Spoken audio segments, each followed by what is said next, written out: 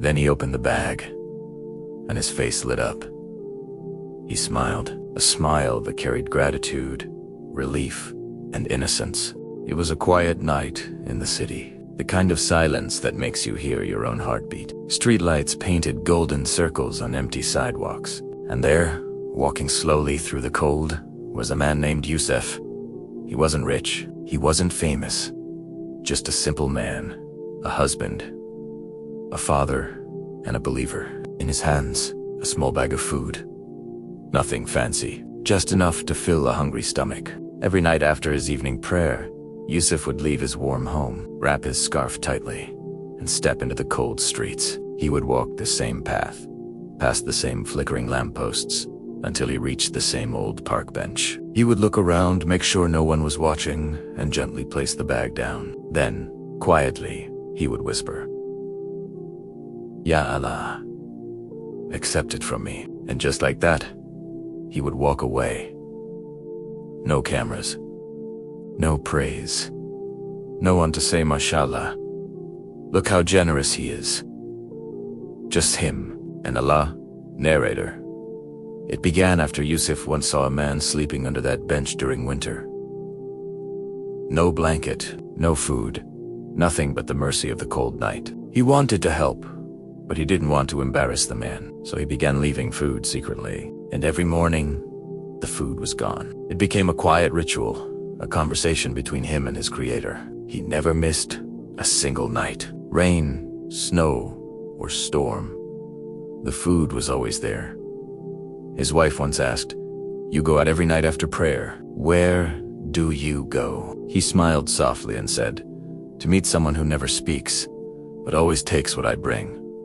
She laughed, thinking he was joking. But Yusuf wasn't.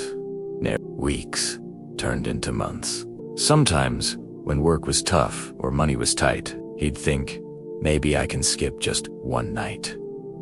But then he would remember the words of the Prophet. The best charity is that which is given in secret.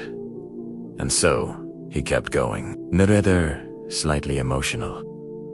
One night, after a long day, Yusuf arrived at the park. A little earlier than usual, he placed the bag down and sat at a distance, behind a tree. He didn't mean to spy, just curiosity. He wanted to know who had been taking the food all this time. Minutes passed.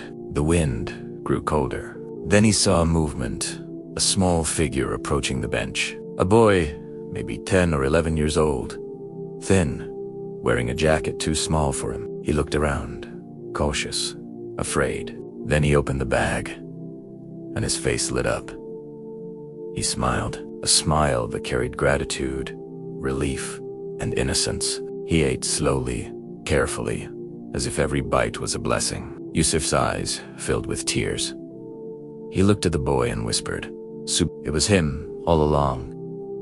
He didn't walk up to the boy. He didn't reveal himself. He just sat there in silence, thanking Allah for letting him be the reason a hungry child could sleep with a full stomach. Narrator.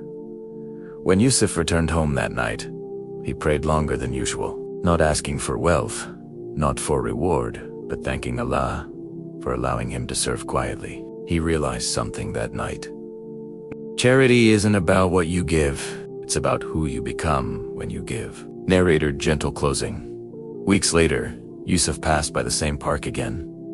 The bench was empty, the boy was gone, but Yusuf smiled, because the lesson remained. True goodness doesn't always make headlines. Real kindness doesn't need applause.